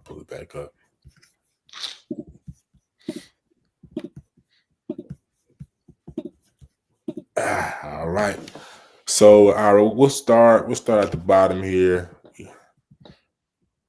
With let's see. Well, I guess we'll talk. We'll go with the hypotheticals. Hypothetically, they gonna play Orlando. They're gonna play Orlando. Boston will play Orlando. That's and tough. And Golden State's playing Houston. Golden State's playing Houston for sure. For sure. Only thing that's not filled is the 8 seeds. Yeah. Yeah. That's right. Good call. Mm-hmm. So the Rockets versus Golden State. I went with the Rockets. Golden State got a good team, but I don't feel like they have enough. Like they depend a lot on like shout out to playoff Jimmy. Like he had a big game against Memphis, called Steph Batman, but it can't be just them two. They need more. Like that's not enough, in my opinion. Draymond's been playing well, but it's like if you're Steve Kerr, you don't even put Jonathan Kuminga in the game. He's one of your best athletes. I don't understand it. So for me, I just think they need to do a better job of using their full roster. Now Moses Moody has looked good, defending at a high level, scoring the basketball. He was clutch down the stretch. Pajinski, like he's iffy. Like, you know what I'm saying? He'd be making mistakes late. So like that. It's like, bro, play your best players, man. I just don't know how Kuminga doesn't get any minutes on the floor. And then obviously going with this rookie post over, was it Trace Jackson Davis? You got to shorten up your roster a little bit, but it's like play your best player. So I think with the bigs, the hunger, I think the Rockets are going to just slightly edge them out. I don't know, brother. I hear your point, but I can't bet against Steph Curry, man. I can't do it, brother. I think with the youth of Houston, I think it's going to force. I don't even think force his hands is a great way to put it. I think Steve Kerr will be. He'll see more. He'll see his bench as more of a resource playing a younger team. That's a good point. Yeah. So I can't bet against Steph Curry, man. Who's gonna But stop Steph? Houston, man, they older. I can't bet against Steph too. I like Steph, but it can't be just Steph and Jimmy. That's not going to be Houston. Got to be more than that, bro. That's my pause for concern. I know what Curry's going to give me. I know what Jimmy's going to give me. Can they withstand for 7 games? I don't know. Hey, we'll see. I like them. But let's check out the Rockets. I'm gonna pull up their roster, but to your point, they're definitely going to have to see some contributions from Buddy Hield. I need to see him step up, be more consistent. Pajemski, I think he'll fall in line, but that's definitely a question mark. Kuminga is going to have to get minutes. Tucker Davis is going to have to get minutes. Kevin Looney, he's going to have to be a factor. I think he'll be a factor on the glass. And Draymond's going to do what Draymond does. And the biggest thing for Draymond is going to get those guys motivated. You know what I'm saying? We're not going to go out here and lose to these young whippersnappers. We're going to go out here and play our brand of ball. And I know. The question is, brother, do we think, what coach are you taking in this series? Are you taking Ime Udoka? You know what I'm saying? Who's easily coach of the year? Or are you taking the proven product Steve Kerr? I mean, Ime Udoka is a good coach. Look what he did with Boston. He didn't win the chip, but he got them there to go up against Coach Kerr. So, I mean, Udoka knows what he's doing. He's had success at 2 different stops.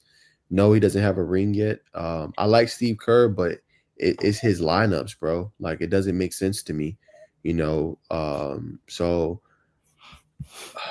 I get a slight edge to Udoka, even though Kerr is more accomplished, has the titles. I just think he's going to play his players that give him the best chance to win. I think Kerr, he does the same thing, but Kerr, some of it be questionable, bro. And you have Pajemski or Buddy Hield in the game, they giving you nothing, but you got Kuminga on the bench. Like, he's not going to do that. Like, he's going to play Amen Thompson. He's going to play Jalen Green. He's going to play his key pieces and put them in the right spot. Yeah, to your point, I think the Rockets team, the Rockets lineups do pose a mismatch problem for the Hawks. I mean, for the Warriors. Jalen Green, Amen Thompson, Fred VanVleet. They got a squad over there, brother. But they got a squad. It's gonna be a battle, bro. I think it's gonna go. I think it's gonna go 7, bro. Yeah, I can see that. And if it goes 7, I like the Warriors. I like Steph Curry in that do or die moment, man. I don't think, and that's where it falls back on experience over the youth.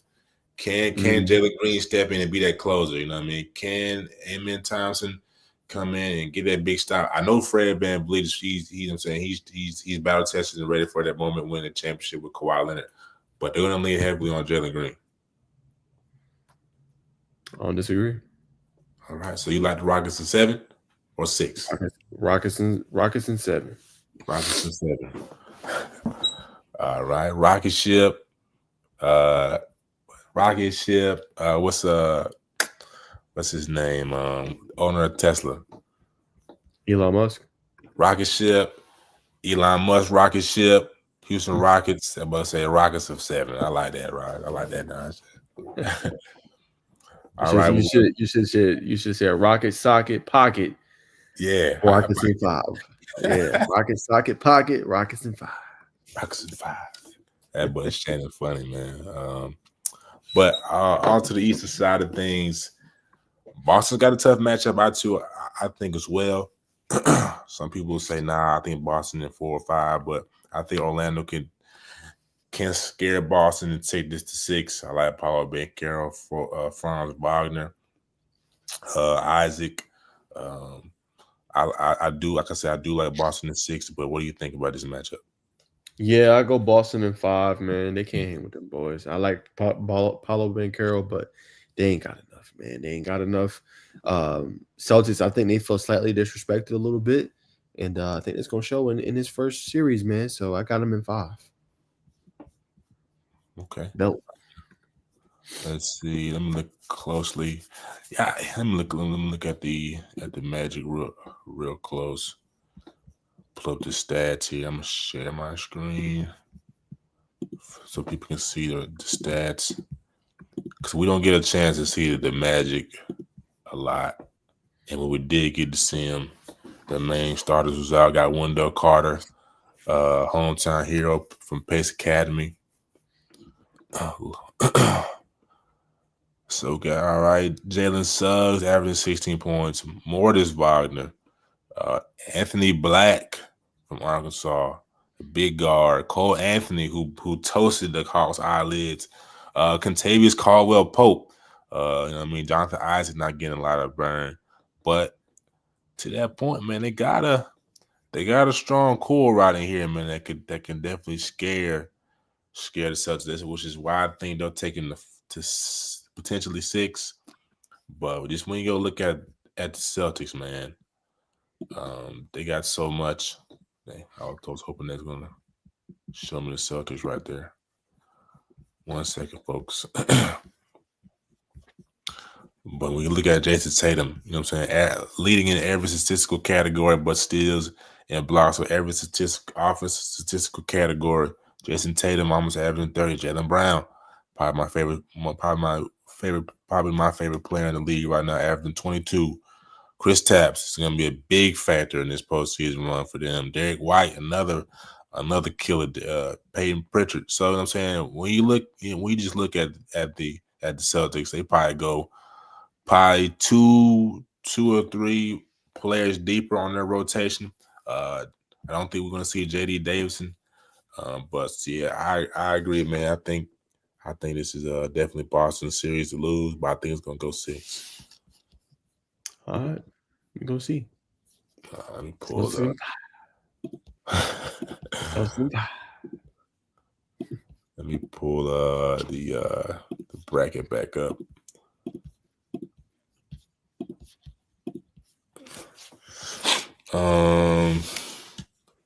Let's see. All right, the inner matchups. Going back to the West, I think the most interesting one is the Lakers and the Timberwolves. Stephen A. came out today and says he thinks that Anthony Edwards is going to have a big series against them. I believe we had me and Coach Domo was going back and forth on Twitter. They believe that LeBron's going to get exposed in the series with the Timberwolves. They saying that he's lost a couple steps defensively, which he has. But you know what I'm saying, to say he'll get cooked, I think is reaching. I think, like I said, the LeBron hate is extremely high right now. But I think by the time the Lakers enter that Western Conference Finals, you know what I'm saying, when they stamp their ticket, I think it'll all calm down and be bullish trends on the Lakers. But who do you like, LA versus the T-Wolves? I'm gonna go Lakers, but it ain't Lakers in 5. Lakers in 5. Lakers in 5. It's Lakers in 7, man. Lakers in 7. Anthony Edwards is that dude, and you know what I'm saying, he's different, bro. I mean, you seen him going neck and neck with KD last year. You know what I'm saying? Like, he don't be messing around, man. So I think LeBron is just preserving himself. You know what I'm saying? And I think maybe you see he lost a few steps defensively, but if you play 82 games, you 40 years old, your mind is more focused on the postseason. So I think you're going to see him ramp it up. You know what I'm saying? And I think with Luka Doncic, they got Jason Haynes, Vando. They got a couple pieces that could be dangerous. I think Lakers will have enough to get past Anthony Edwards. My question for Minnesota: who's going to perform outside of him? Right. You know, you got Julius Randle, you got Dante DiVincenzo, Rudy Gobert. Okay, I get it, but it's like, who else going to be scoring big points? You know, is it McDaniels? Is it Jaden McDaniels? Right? Like, who's going to step up besides Ant? And that's the biggest question. He don't have that other dog along with him. Now he can do a lot. Now he can do a lot, but he don't have a guy that can go and get buckets with him. I think consistently. Randall's had a good year, but I give it to Lakers. I think Lakers in 7. Lakers in 7. I don't mind that. I'm gonna go 6. I'm gonna go 6. I do think Edwards is gonna have a big series. I think what's gonna lose it for the T-Wolves is Julius Randle and Rudy Gobert. I just think, I don't know if they're gonna have that foot speed to switch, man. You know what I'm saying? Luka's gonna kill them on that island. As we saw, was it last year when Luka gamed him versus over Rudy? So that matchup with him and Luka, you know what I'm saying? I like the Lakers over. So it's 5 or 6.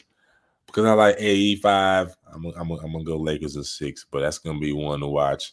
If Ant average 35, it get a little dicey. So that's definitely gonna be one to watch. Right. But another interesting one, I'm staying in the West. Can the Celtics, not the Celtics, can the Clippers, can they unseat the fourth seed Denver Nuggets? I think that's another interesting one. It's all about health. All about health. Can you stay healthy? Can Kawhi make it through a series? That's the biggest question. He's looked great. Jeff Van Gundy's done a phenomenal job as an assistant coach. So has Tyronn Lue. But can he stay healthy? He holds the keys. And the other question is, can Harden, if they need a bucket, lay in the game, pressure on the line, palms are sweaty, Yeah. can he go get you a bucket if they double in Kawhi? That's the biggest question. Now, he's had an all NBA type season, great resurrection in his career, but you silence them haters and those doubters when you make some noise. And he's been to West Conference Finals. He's been to an NBA Finals way back when he was young. But you do it for a team that not a lot of people thought would be at this point, especially with injury history, getting rid of Paul George. So this series has a lot of legacy on the line. You know what I'm saying? It does. Because if you were the Clippers and you can make a run, let's say you match up with an OKC, which they probably will in the next round, and you can make some noise and go to 7 and potentially beat them and get to Western Conference Finals, you'll do a lot for this brand image, I think. For the Nuggets, new coach at the helm. Jokic is that dude, though. A lot of people think Jokic is the best player in the league, one of the best bigs ever to do it. Can they win with him and Jamal Murray? Westbrook's been a lot of turmoil, got rid of their coach. Top seed in the West. I think that's an interesting series, man. I'm gonna go. I'm gonna go Nuggets. Nuggets in 6. Nuggets in 6. 6. I think it's over with, man. I like a Denver, man. I like Denver in 5 at the most, bro. I think they're gonna get them boys out of there. They don't have nobody for Jokic, man. You also got Aaron Gordon on the other block. They should dominate the glass here. Unless Kawhi, to have a flashback to 2013 and kind of D up Jokic, not 1-on-1. 2019 too.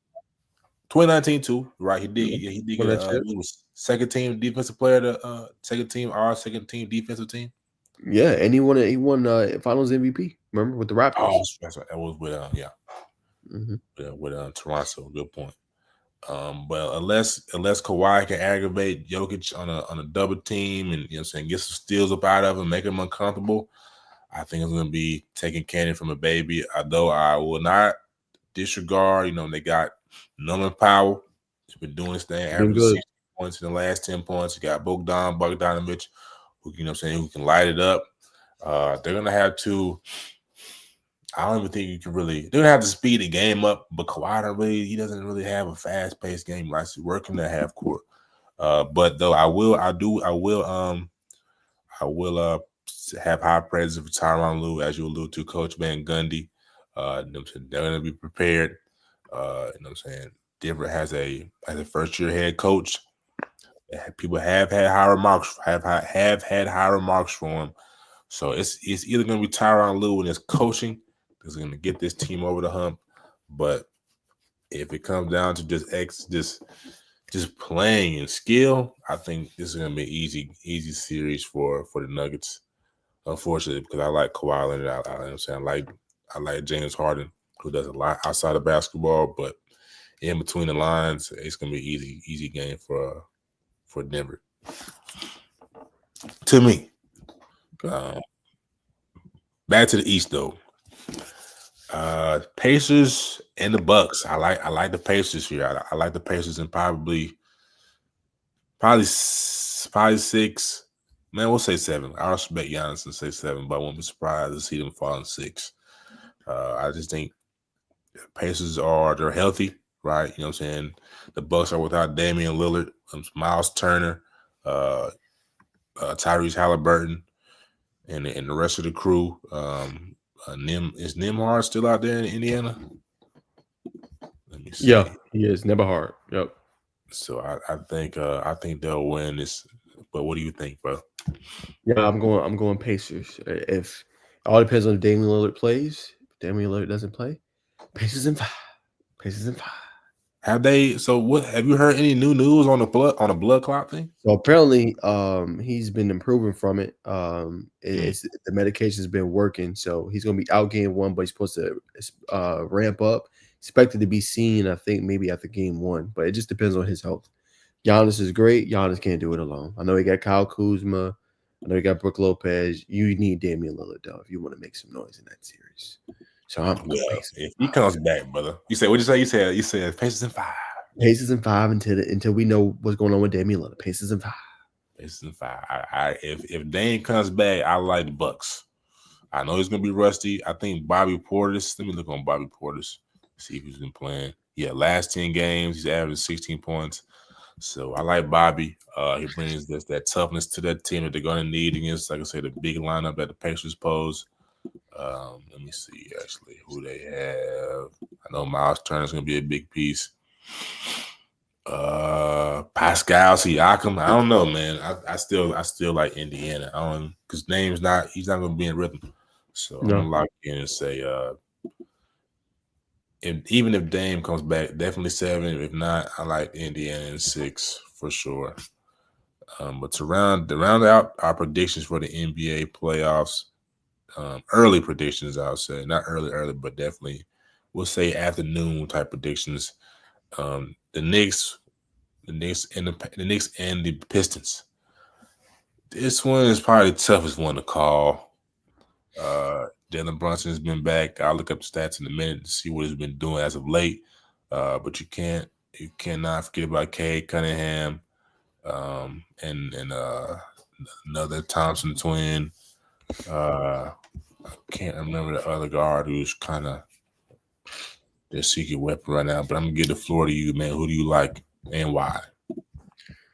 I'm going upset, bro. I'm going Pistons, bro. I think them boys is ready, bro. Cade Cunningham, I've been high on for a long time on Oklahoma State. I like their team. I think they've been really good this year. They've been balling. I believe in him.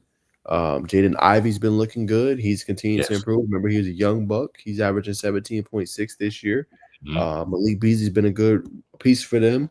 You know what I'm saying? He hit, I think, 300 threes, one of 3 players to do that this year. That's continuing to increase. He looked good. Tobias Harris has fit the role well, for averaging 14 points per game.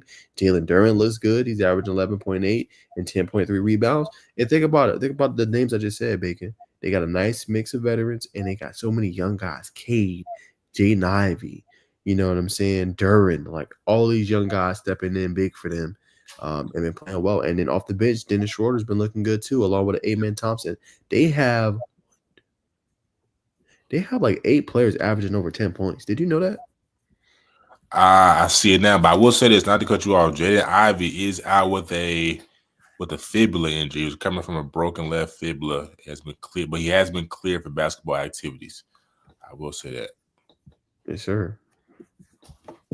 But yeah, I see the stats right now for sure. They got a nice squad for sure, and they're deep. They're deeper than New York. Thibodeau likes to run likes to run the hell out of that first 7. No, facts. He does. But yeah, man, I probably will. I'll agree with you. I think this series can go either way. I'm gonna pull up the Knicks here real quick. Because Carl's out there, man. He's playing with a lot of momentum right now. The big bodega. Where the Knicks at? Every time I hear the Knicks, I think of Rush Hour. Is it Rush Hour 2? I never did. Jackie Chan said, "I want to go to the garden." See that Knicks game. Hey, you talking about a classic, boy. Classic, man. Classic. Classic, boy. They don't make movies like that no more. Nah, man, they don't make movies like that no more. They make good movies. Like hopefully, I'm probably still gonna go tonight and see that sentence, even if I'm a little late. So I got a full weekend ahead. But Jalen Brunson has been back now for 4 games, averaging 21 points. For coming back, not really missing a beat, averaging 5.8 assists a game, shooting 37% from 3, 43 from the field. So he can burn you for sure. Definitely one of the premier point guards in the league. The big bodega, Karl Anthony Towns, averaging 24 points. OG Anunoby, 18. But the key to this series for the Knicks is going to be Mikal Bridges. You know what I mean? Mikal Bridges has been that Swiss Army knife for them. Can come off the bench, can start. You know what I'm saying? He's going to be a factor. Josh Hart. They got a core group that can really come at you. Landry Shamet, you know what I'm saying? Plays a 9 minutes off the bench playing defense. Mitchell Robinson. Is he still active? Let me make sure. Yeah, he is active. So I say all that to say, man, the Knicks, though Tibbs, you know what I'm saying, he's got those guys conditioned to play a lot of minutes. It's going to be an interesting campaign, another one. So, you know what I'm saying, the Knicks are gonna come with everything they got, man. The Knicks, you know what I'm saying, we all know what type of notoriety the Knicks have. It's different coming in the Garden. Can Detroit steal a couple games, man? That's gonna be the question for me, but it can go either way. But I don't know, man. I'm gonna split hairs with you. I'm gonna go New York. Okay. We'll see. I still got Pistons. Pistons gonna upset them boys. First round exits. And I don't mind that, man. I definitely don't mind that. It's just the game of basketball is better when New York's in it, man. I like the New York's and the logo. It is. Their team is not the same. They had so many injuries last year. They were supposed to go last year and make the West Conference Finals and play the Celtics, but you know. Yeah. So, but before we wrap it up, we definitely got to talk about Cleveland. I'm not going to talk about OKC because that's a question mark in itself. But can they run the table? I think they swept the Celtics this year. Can they run the table and come out of the East this year? We just got to see if they're ready for them bright lights. Yeah. That's it. Are they ready for them bright lights? They got the talent. They got the coaching staff. They got the superstar. They got Evan Mobley. They got Darius Garland. They got everything they need. Are you ready for the bright lights? That's the biggest question. You know what I'm saying? That's the difference between you going to a finals and you going home in the Eastern Conference Finals. It's that simple to me. They got the squad. Can you get it done? Can Donovan Mitchell be the best player on a potential championship team? He's been asked for years for help. He got the help. Can you get him over the hump? That's it. That's my biggest question when it comes to Cleveland. Got everything they need. Time to go get it done. I agree. Can't market arena, man. I like him, man. I think Donovan Mitchell's going to show up. They got a good bench. You know, they got a former Hawk, DeAndre Hunter. Who else they got? Great piece. Darius Garland. They got a squad, man, and they've been performing well.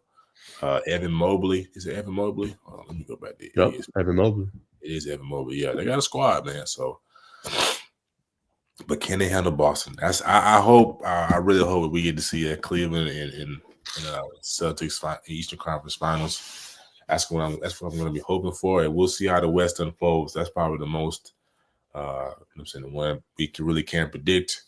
But I hope we see LA just for good old times, man. And actually, one more thing, man. Did you see Bron and Steve Nash's Wind Down podcast? I did not. It's pretty good. You know what I'm saying? Steve Nash is definitely, if he goes how it went from JJ to Reddick, he's definitely trying to get some steam, get back in that coaching lane. So it was a pretty good pod, man. And LeBron talked about, you know, how he likes to get to games. Like, he spends a full day at the arena. You know, to get there early, get a little workout in. So chop up with them. So he's definitely, if he's paying attention or hearing the media, he's definitely hearing this Anthony Edwards news, and he'll definitely be ready. So we'll definitely see, man. But ladies and gentlemen, that will conclude the show, man. We appreciate y'all tuning in. We got about 170, close to 180 in here, man. We'll say 180 for to hype it up. And I don't know if you still got 100 congruent viewers on TikTok, but we're definitely 152 on the TikTok. Definitely send some roses to my boy. I'm saying, but we appreciate y'all tuning in. We are live talking hoops every Thursday at 8. Like I said, we may pop up, do some surprise shows. We'll see. We'll let y'all know. Stay tapped into our Twitters.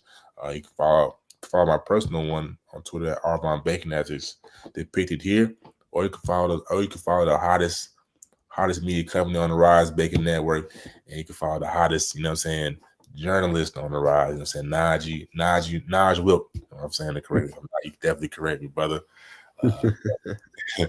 We appreciate y'all tuning in, man. Enjoy your Thursday because tomorrow's Good Friday and Easter's coming up around the corner on Sunday, man. So thank y'all for tuning in. You can definitely be back to see us on Monday at 6:30 for football. It's gonna be jam-packed. Big guest coming up. Samari Smoke Matthews, South Carolina commit, man. Part of the Box Boys for City Reapers or Hustle Link. So definitely stay tuned and tap in for that, man. We appreciate y'all tuning in. Love is love. Peace and blessings. And as always, it's just sizzling news.